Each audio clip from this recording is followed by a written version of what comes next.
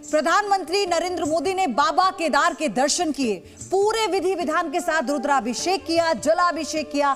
20 minute तक गर्भगृह में मौजूद थे पीएम, पूजा अर्चना की पूरे विधि विधान के साथ। पीएम बनने के बाद छठी बार पीएम मोदी ने बाबा केदार के दर्शन किए। केदारनाथ धाम में पूजा के बाद पीएम ने आदि शंकराचार्य की समाधि के भी दर्शन किए और उसके बाद तमाम जो निर्माण कार्य हैं यानी पुनर्निर्माण कार्य, उनका जायजा पीएम ने खुद लिया।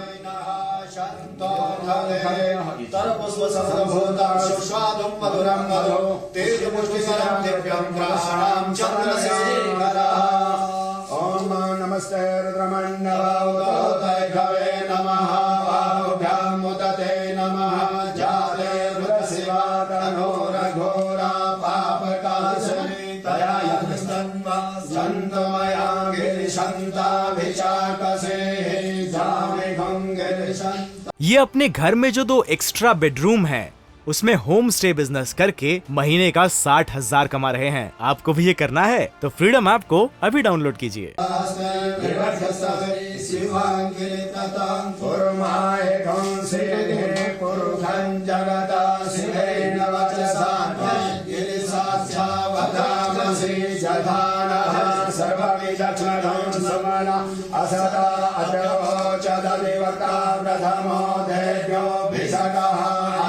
सर्वाजं भयंत सर्वा सजातो धानो धराजे परासुवा असोजसाम्रो अरुणौदवरो सुमंगलः जय जय नघोरदा अवितो दिक्षुषिता सहस्रसो वेगा नुमेयहे महे।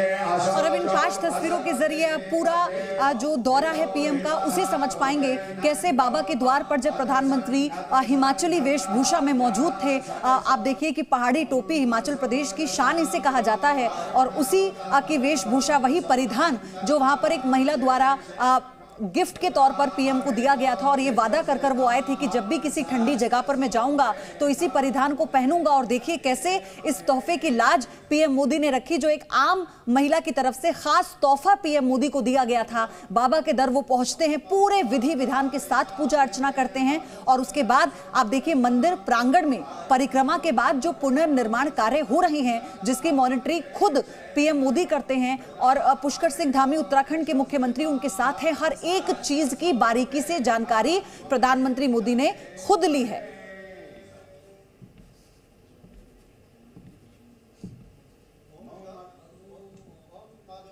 प्रधानमंत्री जिस प्रतिनिधिमंडल से मिले, पंडितों और पुरोहितों का जो प्रतिनिधिमंडल उनसे मिला, उसमें पोस्ती जी भी उसमें शामिल थे। प्रधानमंत्री जी का आज यहाँ कार्यक्रम था, आपकी उनसे मुलाकात हुई, क्या बातचीत हुई, क्या पूछा उन्होंने, आपने उनको क्या बताया? सर्वप्रथम जो है 30 समूह का समाज का एक संगठन माननीय प्रधानमंत्री जी को मिला, उनका स्वागत किया, वेद मंत्र के साथ स्वागत किया। स्वागत करने के बाद हमने उनके ज्ञापन सौंपा केदारनाथ के बारे में, केदारनाथ का जो बारे में जो है निर्माण कार्य के बारे में, व्यवस्थाओं के बारे में उनको वो ज्ञापन सौंपा। उनने शहर से वो ज्ञापन को स्वीकार किया। जितने कार्य यहाँ पर किए जाने थे, क्योंकि पुनर्निर्माण का कार्य बहुत सारा हो चुका था, आज प्रधानमंत्री ने बहुत सारे कार्य देखे भी, क्या उसके बारे में उन्होंने पूछा? जो वो पिछली बार देख के गए थे उसमें क्या कुछ बदला है, क्या कुछ और बनाया जाना या किया जाना अभी बाकी है? पिछली बार जो काम हुए थे उन कामों से कहीं काम इस बार उनके कार्य को उनके आते हुए है। पहले कम काम थे, आज बहुत सारे काम हुए और उन्होंने सारे कामों की समीक्षा की। समीक्षा करने के बाद मुख्य आज का जो दिन है, उनने रोपवे की यात्रियों की व्यवस्था की, रोपवे की आधारशिला रखी। ये रोपवे इस प्रोजेक्ट की बहुत बात हो रही है, इसके आज के आधारशिला रखने से आप लोग क्या उम्मीद करते हैं? आप तो इतने वर्ष से यहाँ हैं, इसके बन जाने से कितना एक बहुत बड़ा परिवर्तन आने वाला है? यहाँ जो लोग आने वाले हैं उनकी यात्रा में एक बहुत बड़ा परिवर्तन आने वाला है इस रोपवे के बन जाने के बाद। जहाँ तक यात्रा का सवाल है, माननीय मोदी जी के आने से जो है 10 गुना यात्रा बढ़ी है, 10 गुना यात्रा बढ़ी है। और जब रोपवे बन जाएगा तो मुझे यह लगता है कि यात्री को थामना ही बड़ा मुश्किल हो जाएगा, इतनी यात्रा चलेगी।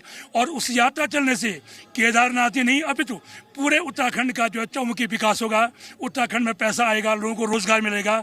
और माननीय मोदी जी का यही है कि वह सबको जो है रोजी रोटी और सबको मिले। पंडित जी, हमने त्रासदी देखी है, त्रासदी के बाद का वक्त देखा है, उसके बाद जिस तरीके से ये पूरा केदारनाथ धाम तबाही के मंदिर में डूबा हुआ था, जितनी दर्दनाक तस्वीरें थी, आज ये तस्वीर पूरी बदल गई है। आज कहा जाता है केदारनाथ धाम जैसे पहले जिस उससे भी ज्यादा और अच्छे और भव्यतम स्वरूप में आज नजर आता है। इसमें कितनी मेहनत लगी है और आज प्रधानमंत्री ने उन लोगों से भी मुलाकात की जिन लोगों ने इसको दोबारा से बनाया, खड़ा किया उस केदारनाथ धाम को, और प्रधानमंत्री लगातार मॉनिटर करते थे इन तमाम प्रोजेक्ट्स को। जहाँ तक 2013 की आपदा का सवाल है, मैं 2013 में आपदा में यही था और मैंने उस घटना को देखा और आज भी देख रहा हूँ। जब 2013 की आपदा में यहाँ से निकल गए थे तो वास्तव ये सच हमें ये उम्मीद नहीं थी दोबारा हम केदारनाथ लौटेंगे। और आज जो माहौल केदारनाथ में बना हुआ है, हम उस त्रासदी को भी भूल चुके हैं। भूले ऐसे नहीं, लेकिन जो मोदी जी ने जो यहाँ पे जो व्यवस्था की है, जो यात्रियों का आवागमन किया है, जो यात्रियों की सुविधा की व्यवस्था की है, उससे उस दुख को हम भूल गए हैं। तो इन 3 तस्वीरों के जरिए आज का प्रधानमंत्री का दौरा, जिसकी भव्यता इनमें देखी जा सकती है, और सबसे बड़ी बात यह कि वो केदार धाम जहां हर कोई चाहता है कि अपने जीवन काल में एक बार तो इस ज्योतिर्लिंग के दर्शन करने के लिए मिल जाएं, तो आज जी न्यूज के माध्यम से भी दर्शकों को हमने वो दर्शन कराए। लेकिन प्रधानमंत्री का यह दौरा कई मायनों में बहुत खास है। रोपवे की बड़ी सौगात तमाम उन भक्तों के लिए एक बहुत बड़ा तोहफा है। आज वो जो केदारनाथ जाना तो चाहते हैं, लेकिन अपने खराब स्वास्थ्य की वजह से वो बहुत बड़ी चढ़ाई नहीं चढ़ पाते, 9 से 10 घंटे का जो सफर है पैदल चढ़ाई का, वो तय नहीं कर पाते, और महज 25 मिनट में इस रोपवे के तैयार होने के बाद आप बाबा केदार के दर पर होंगे।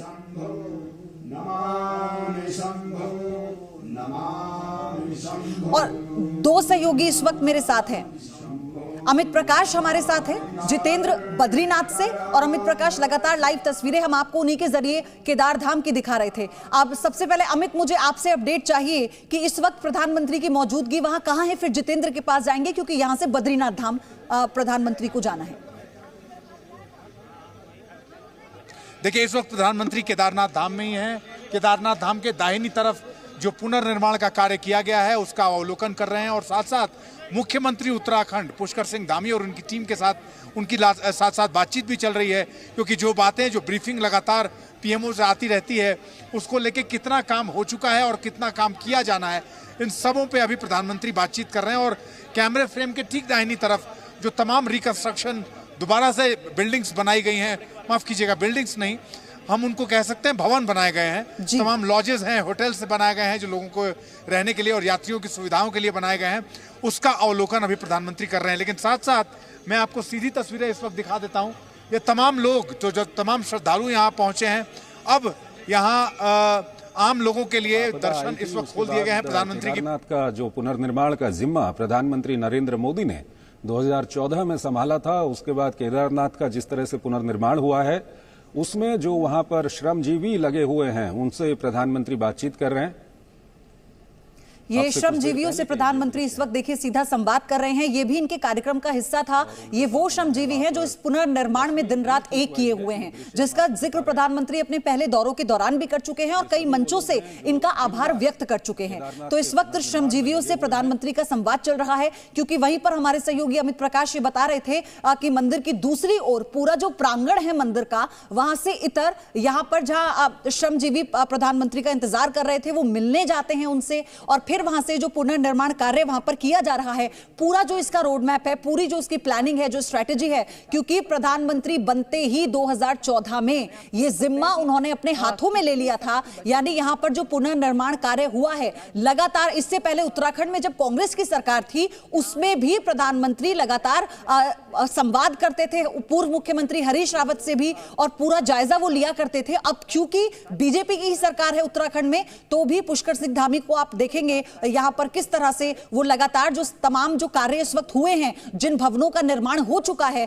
जो सहूलियतें श्रद्धालुओं के लिए यहां पर बनाई जा रही हैं, उन सभी को बारीकी से पीएम जान रहे हैं। और आपको यह भी बता दें, इसलिए कहा जा रहा था कि 2.5 से 3 घंटे का समय केदारनाथ में मंदिर प्रांगण में प्रधानमंत्री बिताने वाले हैं, क्योंकि वो हर एक चीज की जानकारी यहां पर ले रहे हैं। और रोपवे जो एक ड्रीम प्रोजेक्ट है पीएम का, उसी की सौगात आपको यह भी बता दूं मैं यहां कि जब प्रधानमंत्री नरेंद्र मोदी प्रधानमंत्री ना होकर गुजरात के मुख्यमंत्री थे, उसी वक्त उन्होंने ये संकल्प लिया था। जो आपदा आई थी यहां पर, किस तरह से पूरे गांव के गांव यहां पर ढह गए थे, जो क्षति यहां पर पहुंची थी, भक्तों को जो आहत हुआ था, उसके बाद हर कोई सिर्फ ये सोचता था क्या ये उतना आसान होगा बाबा के दर तक जाना, केदार में ज्योतिर्लिंग के दर्शन कर पाना। और ये इसमें एकजुटता सबने दिखाई। आपको ये भी बता दें कि जहां प्रधानमंत्री को कहते हैं कि भगवान शंकर के वो साधक हैं और उसी को लेकर उन्होंने प्रण बनाया और ये तय किया था कि जल्द से जल्द पुनर्निर्माण कार्य को खत्म किया जाएगा। लेकिन जो आपदा आई थी,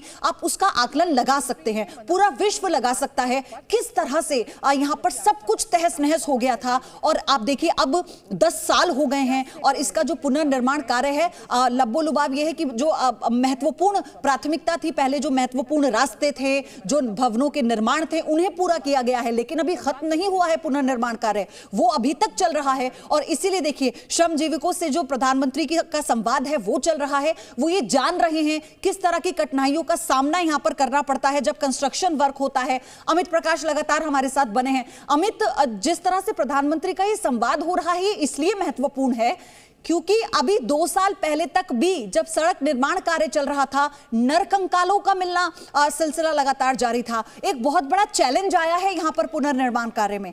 आज इसे किस तरह से देखें? देखिए, प्रधानमंत्री को ये बात बहुत अच्छे से पता है कि केदारनाथ धाम को रीडेवलप करके खड़ा करना कितना चुनौती भरा कार्य है, कितने चैलेंजेस हैं, कितना एक्सट्रीम वेदर है। हम अभी यहाँ देखते हैं खुली हुई, आपको खुली धूप दिखती है, आपको इस वक्त मौसम ठीक दिख रहा है।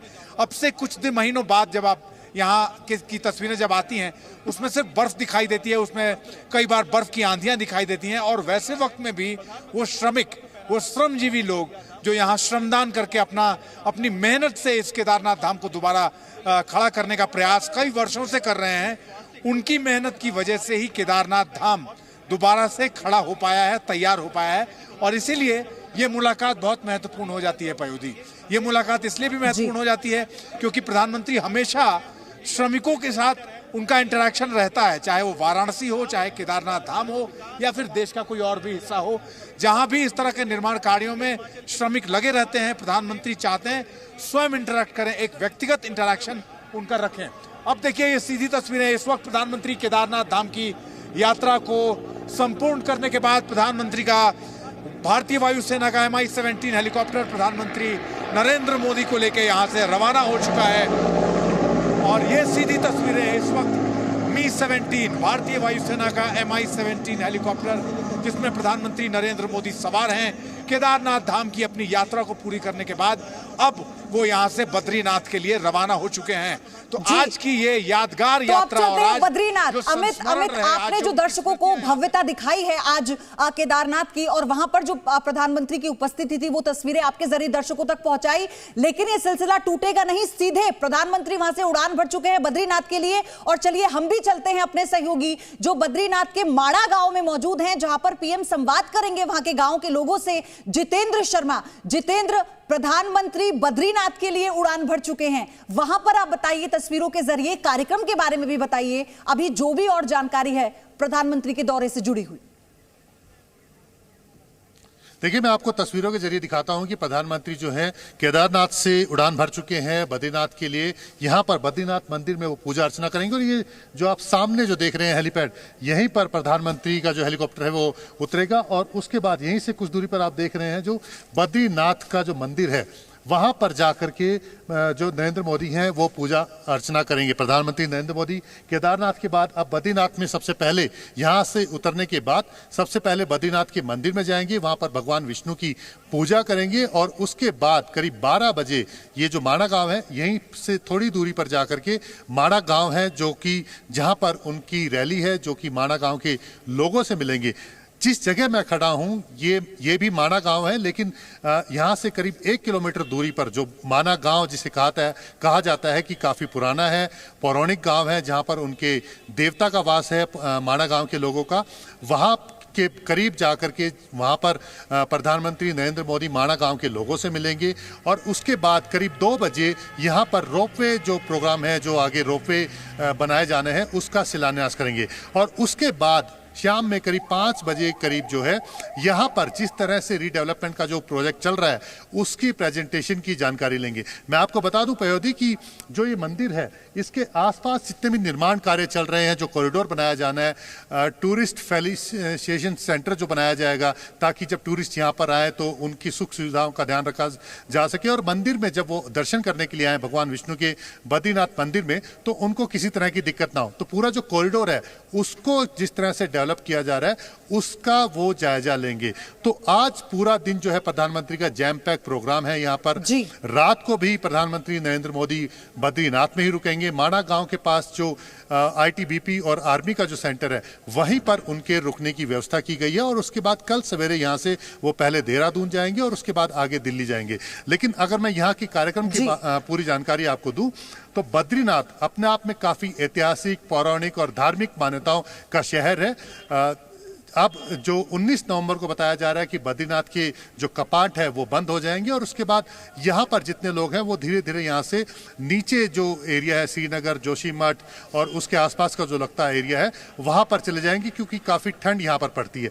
इससे पहले माणा गांव में जो उनके देवता है वो 17 नवंबर को कपाट बंद हो जाता है तो वहाँ से सबसे पहले देवता को लेकर के जाएंगे जिसे कहा जाता है कि वो एक तरह से कोतवाल है यहाँ के। और उसके बाद जब बद्रीनाथ उसे डोली भी कहते हैं जितेंद्र की, डोली के जरिए कहते हैं कि जब उन्हें पालकी में बैठाया जाता है तो एक तरह से भ्रमण कराया जाता है। ये अपने घर में जो 2 एक्स्ट्रा बेडरूम है उसमें होम स्टे बिजनेस करके महीने का 60,000 कमा रहे हैं। आपको भी ये करना है तो फ्रीडम ऐप को अभी डाउनलोड कीजिए।